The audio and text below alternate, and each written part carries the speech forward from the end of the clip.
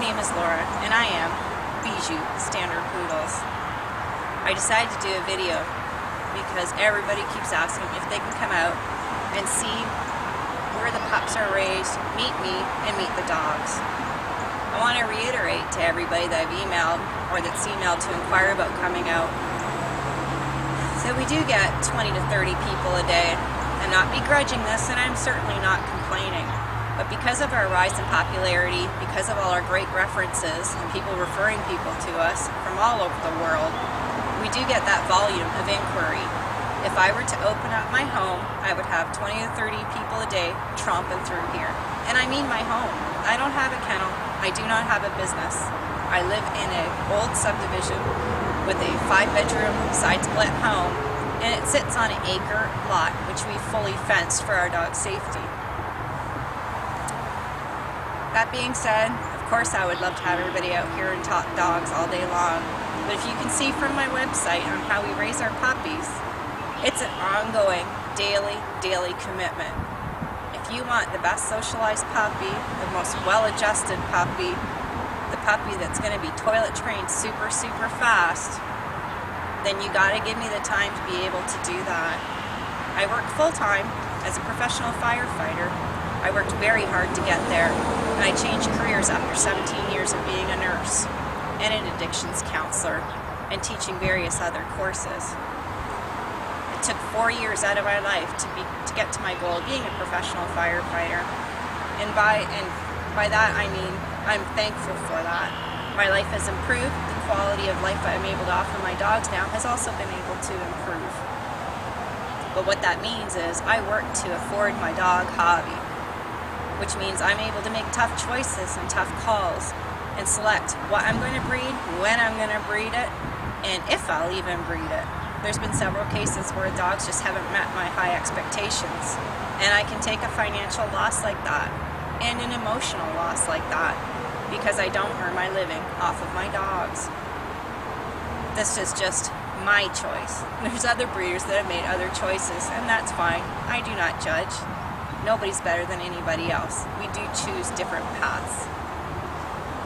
But I do also want to stress, people have been making fun of championship titles, and I'm here to tell you not every dog gets their championship because they show up at a show. Several have gotten disqualified at my latest shows because they do not meet the breed standard. Some have been disqualified because they've bitten, and some poodles have been disqualified because they're shy, skittish, and do not exhibit that poodle personality that is needed. There's a lot to measure up to being a champion, UKC, AKC, or CKC. We've chosen the venue of UKC because it's a natural sporting dog. I'm not allowed to put wigs in my dog's hair. I'm not allowed to dye them, spray them, put mousse in their hair. As a result, my dogs are shown naturally, and they win naturally, even in group, which is a huge honor. I'm very proud of that fact, that my dogs have the temperament and the conformation to meet the AKC, UKC, CKC, whichever association we show under, breed standard. As I said, I did choose UKC because it is natural, and it's all breeder owner handled. Which also means we get some best in show winners coming into UKC because their owners are happy to handle them instead of send them off with a professional handler. And I'm happy enough to say that we've beaten them. Not all the time, but a great deal of time to make me happy. Now we're venturing into obedience now that everybody has their championship title, and I know they've met the blueprint of the breed standard. A dog show for confirmation cost me over $1,000 a weekend, but I think it's a good investment because the judges tell me I do not have kennel blindness, that the dogs I have meet or exceed the breed standard. They also give me tips. You know what? Your ears need to be longer. Cut those nails shorter. All those little tips help me. They also give me feedback on structure, of course, and movement, of course. Most of it is handler faults, but I can't deny that of course my dogs can be improved upon, whose can't. And that's my goal, is to do that. And I do that by the feedback I get at these dog shows, unlike people that never go to shows and have no idea what they're breeding. Just coming back from a dog show now after working a 14-hour night shift, I decided to take everybody out and train them for obedience. I really want to let everybody know about obedience because it is a full-time commitment to training. You can't just grab a dog like you do for conformation, although there's more to conformation than that. But you can't just grab a dog and go in a ring and expect to do anything. You have had to spend minimally 15 minutes a day with a dog. With myself, it's up to 3-4 times a day. Just short little 5-10 minute intervals. Keep that dog happy. But it's a daily ritual that myself and my dog commit to and enjoy doing and sharing together. Any breeder with obedience titles on their dogs, you know they've spent an amount of time with their dogs bonding. That's a real good sign of a good breeder. It's not easy to do. It's very frustrating at times. And when you don't get to the level you think you're going to get to, you just wonder. But when you come home on a weekend and your hands are full of ribbons, that the judges have appreciated your dog's efforts and they have completed what they're doing, and you get a high in class or a high in trial, it does make it all worth it. This show this weekend cost me $600, $700 actually. It's an expensive hobby, but again, it's an investment to prove that your dogs have the brains and the beauty. And that's what Bijou Standard Poodles is about. So I am sorry if I don't have the time to arrange daily visits or phone calls, but I think you can appreciate that my time is better spent with my dogs and with my puppies, socializing them. I often get asked, how do you think your program's doing? Let you be the judge.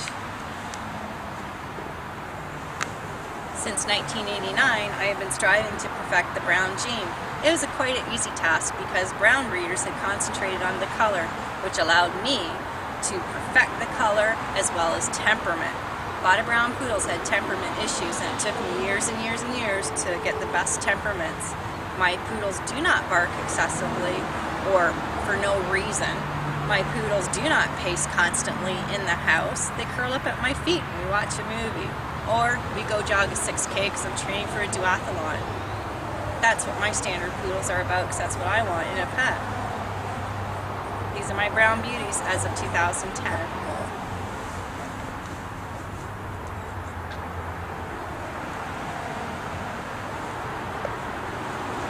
Our red beauties take me a lot longer to perfect because there just isn't dark red standard poodles out there to start with. Breeders that got into red standard poodles quickly got out or diversified, bringing in black to improve what they thought was poor type. They wanted bigger size as well. They accomplished this by taking the reds to champions in black, and in some cases blue, which again diluted the red.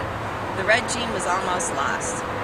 There's 3 standard poodle breeders that were focusing on the red gene: Shangri-La, Palomar's, and of course, the world famous Majestic. Majestic seemed to be the only kennel that really concentrated on dark red without infusing any other colors in. And I think that's why they get credited with producing some of the most well-known dark red standard poodles to date. Of course, not that I'm biased or anything, but it is the line I'm focusing on. These are Raz's babies. Raz is from the famous Majestic kennel. And we use him with a female that has Majestic behind her. We think the results are pretty good, but I'm not done yet. You'll see in about 3 years where I go. Thanks for visiting us.